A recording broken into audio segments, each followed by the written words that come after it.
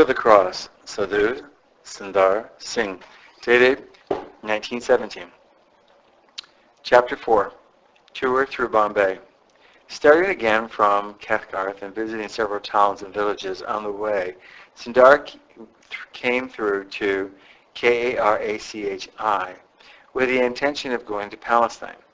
He had long cherished a desire to visit the land where his own Lord had moved and ministered, but the way was not open for him, and he had to postpone his plans and set out on a tour through the Bombay presidency. Rejected by his own. This being the first time that he had ever visited this part of India, Sundar had to face countless hardships and difficulties on account of his unfamiliarity with the dialect and the people of these parts. Often he had to walk miles on foot, spend his nights out in the open or under trees, or go without food for several days at a stretch.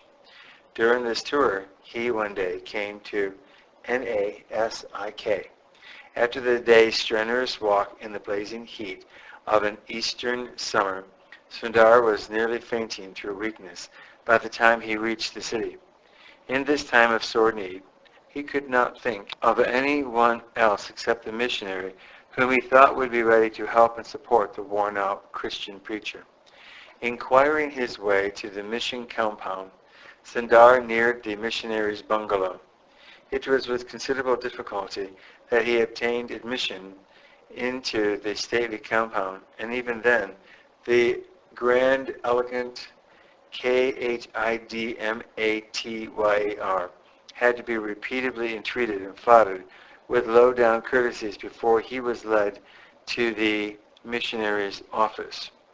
No sooner did the Sahib see Sadhu coming his way than he came hurrying out of his office, and before Sundar had half finished his appeal, the missionary blurted out, "I am sorry I cannot do anything to help you." This was enough for Sundar, and he did not stop to urge his appeal, but with a heart pierced with sorrow and anguish, he turned his steps out of the compound.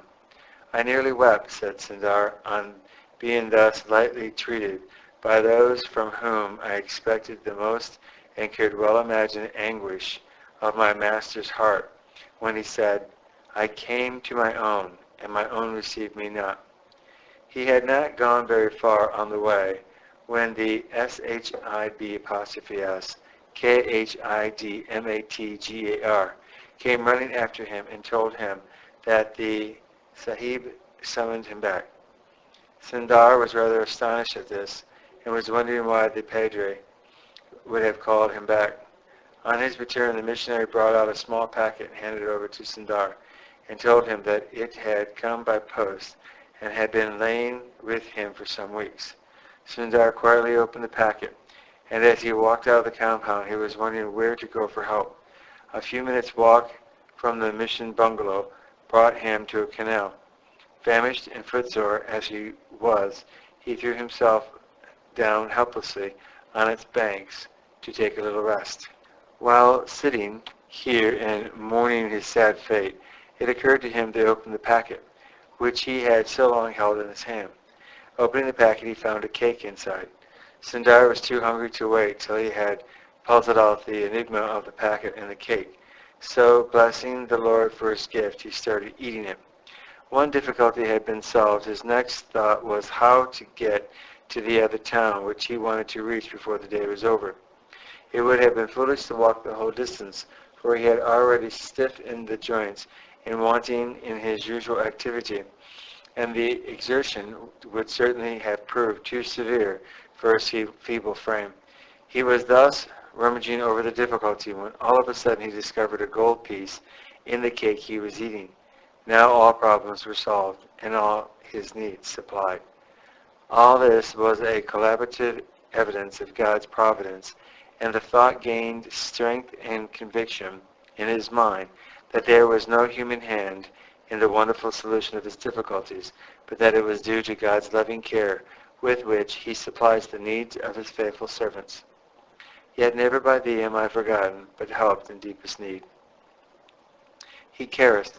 Sundar relates a similar incident when he was fed in a mysterious way in a place called Kamyan, Here too, as in several other places, his enthusiastic preaching results in his being hooted and driven out of the city. Weary and fatigued as he already was, he felt miserably dejected and forlorn on being driven out into the jungle. Besides, he was feeling woefully enabled on account of excessive hunger. Under the strain of this critical situation, Sundar distorted and magnified his troubles and grumbled at the way God seemed to have deserted him. Helpless and hungry, he lay down under a tree to rest his overstrained nerves. Soon the balmy breeze of the evening that blew over the fragrant palmyra, Palmyra, and the coconut lulled the weary traveler to sleep.